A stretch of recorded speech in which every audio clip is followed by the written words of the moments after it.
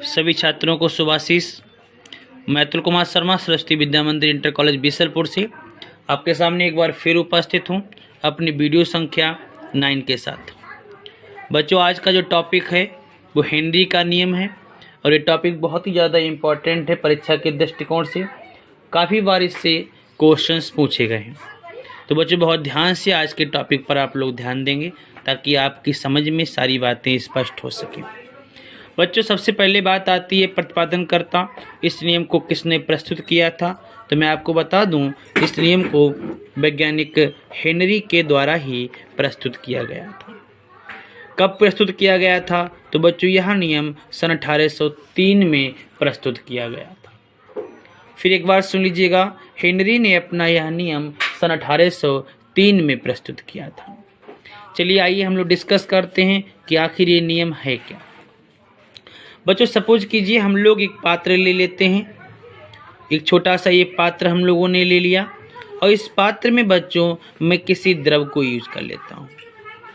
चलिए हम लोग मान लेते हैं इस द्रव के अर्थात विलायक के रूप में हम लोग जल को यूज करते हैं।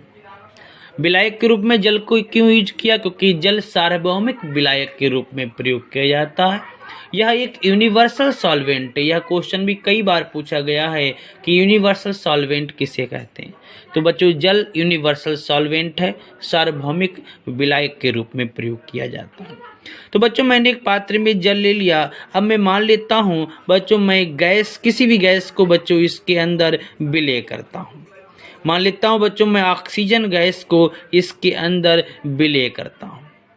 अब यह ऑक्सीजन गैस तभी इसके अंदर घुल पाएगी बच्चों जब इस गैस के ऊपर बच्चों दाब डाला जाएगा। बहुत ध्यान से देखिएगा, जितनी तेजी के साथ, जितनी बारीकी से, स्पष्ट रूप से बच्चों हम लोग इस गैस के ऊपर दबाव डालेंगे, उतनी आसानी के साथ यह ऑक्सीजन गैस इस जल के अंदर घुलने लगेगी। अर्थात यह जो नियम है वो यह स्पष्ट करता है, मैं आपको यहाँ पर लिख भी देता हूँ कि यह जो नियम है वह किसी भी द्रव में गैस की विलेयता पर, देखिए बच्चों मैंने यही बात अभी करी थी कि ऑक्सीजन को इसमें विलय तभी कर पाएंगे जब ऊपर से दाब पड़ेगा। बच्चों यह नियम भी यह स्पष्ट करता है, क्या स्पष्ट करता है? यह नियम द्रव में गैस की विलेयता पर पड़ने वाले, द्रव में गैस की विलेयता पर पड़ने वाले दाब के प्रभाव को स्पष्ट करता है। दाब के प्रभाव को स्पष्ट करता है। तो अब इतनी बात आपकी समझ में आ गई होगी कि यह नियम किस बात को, किस तथ्य को स्पष्ट करता है। फिर से एक बार सुन लीजिएगा, हमारे पास पात्र में बच्चों जल है और हम लोग इसमें किसी भी गैस, जैसे मान लेता हूँ ऑक्सीजन को मैं इसमें विलयशील करना चाहता हूँ। तो बच्चों यह विलय तभी सही से हो पाएगी, तभी इसकी अधिकांश मात्रा विलय हो पाएगी जब ऊपर से दाब पड़ेगा। और इसी दाब को स्पष्ट करने के लिए हेनरी ने अपना नियम दिया था। अर्थात द्रव में गैस की विलेयता पर पड़ने वाले दाब के प्रभाव को स्पष्ट करता है बच्चों हेनरी का यह नियम। और नियम क्या था, उस नियम को भी बच्चों बहुत ध्यान से सुनिएगा। तो नियम क्या था ये उस पर चर्चा करते हैं। बच्चों नियम क्या है? नियम को स्पष्ट करने से पहले हेनरी ने ताप को स्थिर माना है।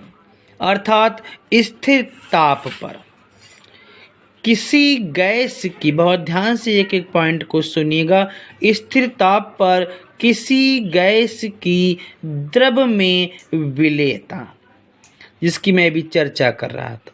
हमारे पास द्रव कौन सा था? द्रव हमारे पास जल के रूप में है और गैस कौन सी? गैस हमारे पास ऑक्सीजन है। तो ताप कैसा है? ताप स्थिर है। स्थिर ताप पर किसी गैस की द्रव में विलेयता। इतनी बात क्लियर हो गई। अब आगे देखते हैं। द्रव में विलेयता गैस के दाब, जो हम लोग दाब डालेंगे ऊपर से, गैस के दाब के समानुपाती होती है। गैस के दाब के समानुपाती होती है। तो यही बच्चों नियम अपना हेनरी का नियम है। फिर एक बार सुन लीजिएगा, हेनरी का नियम कब स्पष्ट हुआ? 1803 में स्पष्ट हुआ था। यह नियम क्या स्पष्ट करता है? यह नियम यह स्पष्ट करता है कि किसी भी द्रव में गैस की विलेयता पर दाब का क्या प्रभाव पड़ता है। बात क्लियर हो गई बच्चों? नियम क्या है? स्थिर ताप पर, ताप कैसा? ताप स्थिर है। स्थिर ताप पर किसी गैस की द्रव में विलेयता गैस के दाब के समानुपाती होती है। क्लियर हो गई बात? चलिए हम लोग मान लेते हैं कि यहाँ पर देखिएगा, मैं यहाँ पर एक बात कर लेता हूँ, मानता हूँ कि हमारे पास कोई द्रव है। देखिए मैं यहाँ पर मान लेता हूँ हमारे पास कोई द्रव है। माना किसी द्रव के दिए गए आयतन में, बहुत ध्यान से एक एक बात सुनिएगा, किसी द्रव के आयतन में हम लोग मान लेते हैं स्मॉल m ग्राम। कितनी ग्राम बच्चों? स्मॉल m ग्राम गैस जो है बच्चों वो घुली है। स्मॉल m ग्राम गैस घुली है। इतनी बात समझ में आ गई? स्मॉल m ग्राम गैस घुली है। तो बच्चों हेनरी का नियम किस तरह से लागू होगा? हेनरी का नियम लागू होगा बच्चों m समानुपाती p। यह हेनरी का नियम है, m समानुपाती p। क्लियर हो गई बात बच्चों? यह हेनरी का नियम है। और मैं आपको बता दूं आगे, हम लोग जैसे ही समानुपाती के चिन्ह को हटाएंगे तो बराबर का निशान लेकर के आएंगे और यहाँ पर बच्चों एक नियतांक यूज करते हैं। चाहे आप वहाँ पर केवल के लिखिए, चूंकि केवल के से स्पष्ट नहीं होता है, हेनरी ने अपना एक अलग नियतांक दिया था जिसको हम लोग के एच के द्वारा शो करते हैं। तो m = KHP। तो ये जो नियम बच्चों निकल करके आया है ये हेनरी का नियम है।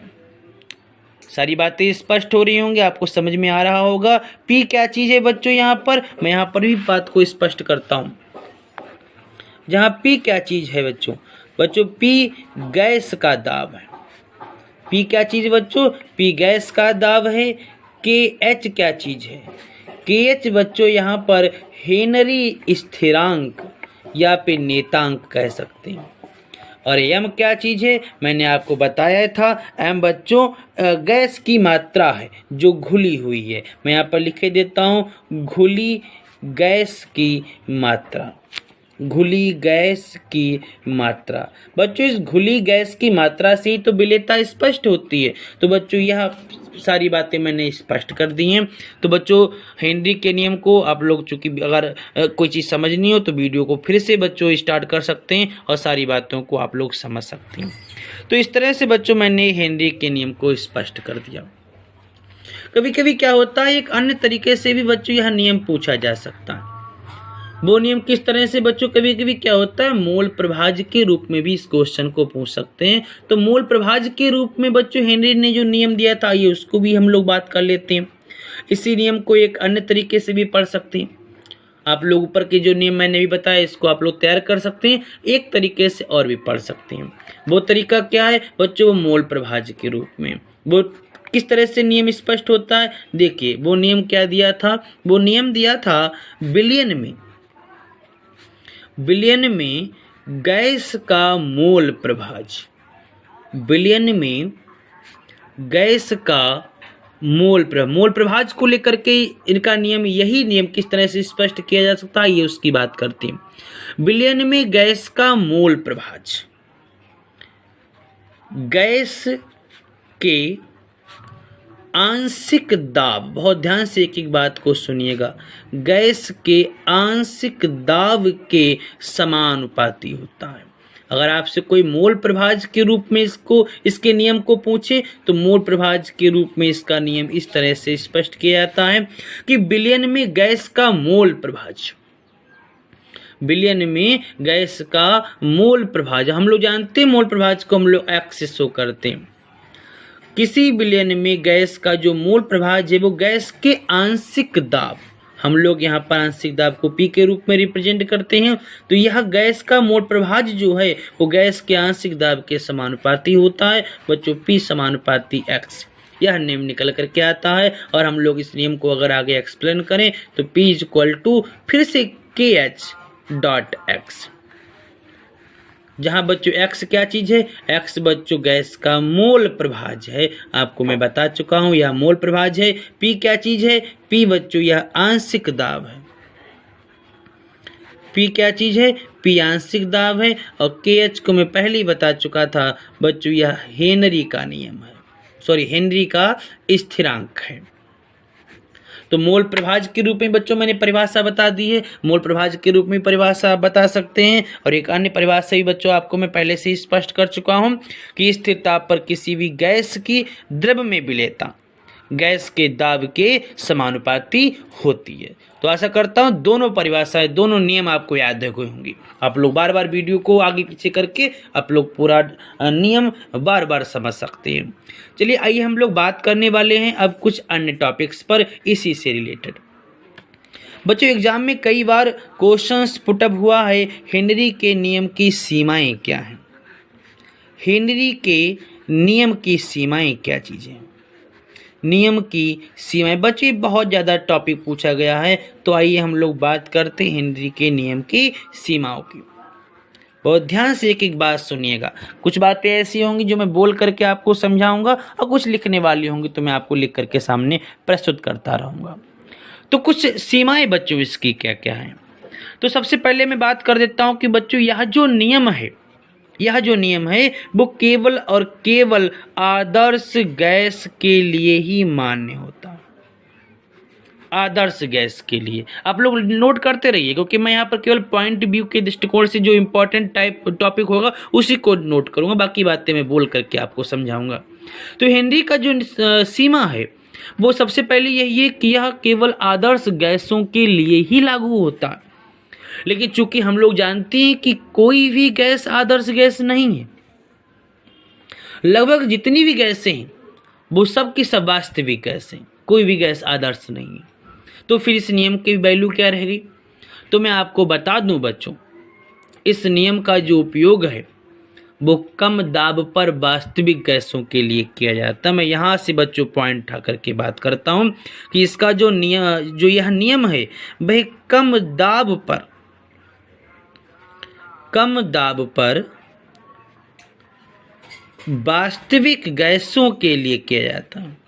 कम दाब पर वास्तविक गैसों के लिए यह जो नियम है वह यूज किया जाता है। अब यहीं पर दो बातें स्पष्ट हो गई। एक तरफ बच्चों मैं आपसे बताना चाहता हूं, मैं आपको बता रहा हूं कि यह नियम आदर्श गैस के लिए लागू होता है। फिर मैं आपसे कह रहा हूं कोई भी गैस आदर्श होती ही नहीं है। फिर मैं आपकी तरफ एक बात कह रहा हूं कि इस नियम का उपयोग हम लोग कम दाब पर वास्तविक गैसों के लिए भी कर सकते हैं। ऐसा क्यों? क्योंकि बच्चों कम दाब पर वास्तविक गैसें आदर्श गैसों की भांति ही व्यवहार दर्शाती हैं। बात समझ में आ गई। तो कम दाब पर वास्तविक गैसों के लिए इसका जो उपयोग है वो क्यों किया जाता है? क्योंकि कम दाब पर वास्तविक गैसें किसका व्यवहार दिखाती हैं बच्चों? आदर्श गैसों की भांति ही व्यवहार स्पष्ट करती हैं। बात समझ में आ गई। तो यह नियम केवल आदर्श गैसों के लिए लागू होता है। यह इसकी पहली सीमा है। दूसरी सीमा की बात करूं बच्चों, यह नियम उन गैसों पर ही लागू होता है जो विलायक से कोई रासायनिक अभिक्रिया नहीं करती है। जैसे मान लेता हूँ हमारे पास में कोई विलायक है, विलायक के रूप में बच्चों मैं जल ले लेता हूँ और इसमें बच्चों मैंने ऑक्सीजन गैस को इसके अंदर विलय किया। बात समझ में आ गई। तो एक बात मैं आपको बता दूं, यह नियम उन्हीं गैसों के लिए लागू होगा, सबके लिए लागू नहीं होगा।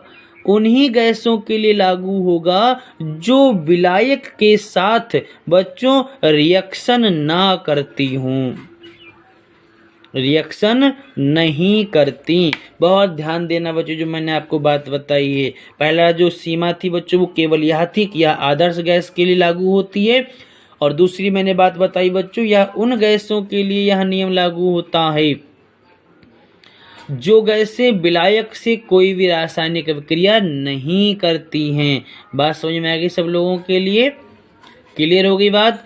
अर्थात मैं कह सकता हूं कि जो गैसें विलयन में या विलयन से रिएक्शन कर लेती हैं, रिएक्शन करती हैं, साथ ही साथ रासायनिक परिवर्तन भी दर्शाती। चूंकि रिएक्शन करेंगी तो निश्चित रूप से कुछ ना कुछ केमिकल चेंजेस होगा यहाँ पर। तो बच्चों जो गैसें रिएक्शन करके, किसके साथ रिएक्शन करके, विलायक के साथ रिएक्शन करके केमिकल चेंजेस, रासायनिक परिवर्तन को दर्शाती हैं, तो यह नियम उन गैसों पर लागू नहीं होता है। बात क्लियर हो गई। जैसे मैं आपको बता दूं एग्जाम्पल के रूप में, यह नियम अमोनिया गैस पर लागू नहीं होता। अब आप पूछेंगे अमोनिया गैस पर लागू क्यों नहीं होता? क्योंकि अमोनिया गैस को अगर हम लोग जल में घोल देंगे बच्चों, तो यह अमोनिया गैस जल में घुल करके अमोनियम हाइड्रोक्साइड का निर्माण करती है। और मैंने क्या बताया अभी? मैंने आपको बताया था कि यह नियम तभी उसी गैस पर लागू होता है जो जल के संग अभिक्रिया नहीं करती। बात क्लियर है। लेकिन इसने क्या किया? इसने जल के संग अभिक्रिया कर ली, और जब अभिक्रिया करेंगे तो निश्चित रूप से केमिकल चेंजेस होगा, रासायनिक परिवर्तन होगा। तो यह उन गैसों पर लागू नहीं होता है जो रासायनिक अभिक्रिया में भाग ले लेती हैं, जो रासायनिक परिवर्तन करती हैं। क्लियर हो गई। जैसे अमोनिया की मैंने बात की, अमोनिया जल के संग अभिक्रिया करके अमोनियम हाइड्रोक्साइड का निर्माण करती है, इसलिए यह अमोनिया पर लागू नहीं होती है। चलिए आइए हम लोग एक पॉइंट और बढ़ा लेते हैं, आगे पॉइंट की बात करते हैं। बच्चों यह जो नियम है यह उन गैसों पर भी लागू नहीं होता जो कि जल या अन्य द्रव में घुलकर अपने आयनों में विघटित हो जाती हैं। जैसे पता लगा मैंने यहाँ पर फिर से एक पात्र लिया, पात्र में बच्चों मैंने विलायक के रूप में जल ले लिया। मैंने यहाँ पर कोई गैस की बात करी थी। अब इससे पहले वाले पॉइंट मैंने क्या बताया? अगर यह गैस इसके साथ में बच्चों रिएक्शन कर ले, यह नियम लागू नहीं होगा, क्योंकि रिएक्शन कर लेगा तो केमिकल चेंजेस होगा, और यह केमिकल चेंज अगर होता है या रिएक्शन अगर करती है तो बच्चों ऐसी गैसों के लिए यह नियम लागू नहीं होता। इसके साथ साथ एक पॉइंट अब तीसरा निकल करके आता है। तीसरी सीमा क्या है? अगर यह गैस इस जल में, जल ही क्यों, जल के स्थान पर अन्य विलायक भी हो सकते हैं, अगर यह गैस जल या किसी अन्य विलायक में घुलकर अपने आयनों में विघटित हो जाती, अपने आयनों में विघटित हो जाती है। जैसे सपोज कर लीजिए मैं यहाँ पर गैस के रूप में HCl को लेता हूँ, लेकिन आप ध्यान रखना जैसे हम लोग HCl को गैस के रूप में लेते हैं और इसको जल में डिजॉल्व करते हैं तो यह HCl H पॉजिटिव और Cl नेगेटिव आयन में बट जाता है। तो बच्चों ऐसी गैसें जो जल या अन्य विलायक में घुल करके अपने आयनों में विघटित हो जाती हैं, तो ऐसी गैसों पर भी हेनरी का नियम लागू नहीं होता। तो बच्चों मैंने 3 आपको सीमाएं बताएं। पहली सीमा क्या थी मैं रिकॉल करा देता हूं एक बार फिर से आपको, यह आदर्श गैस पर लागू नहीं होती। दूसरी बात मैंने बताई यह उन गैसों पर लागू नहीं होती है जो रिएक्शन कर लेती हैं विलायक से, जैसे मैंने अमोनिया का एग्जाम्पल दिया। और तीसरी बच्चों मैंने बात बताई यह उन गैसों पर भी लागू नहीं होती जो बच्चों जल में घुल करके अपने आयनों में बट जाती है। क्लियर हो गई बात? उम्मीद करता हूँ आपको सारे पॉइंट्स क्लियर हो गए होंगे। फिर भी अगर कोई डाउट है तो मुझे कमेंट्स कीजिएगा। मैं अगली वीडियो के साथ जल्द उपस्थित होता हूँ। तब तक के लिए घर पे रहिए, सेफ रहिए।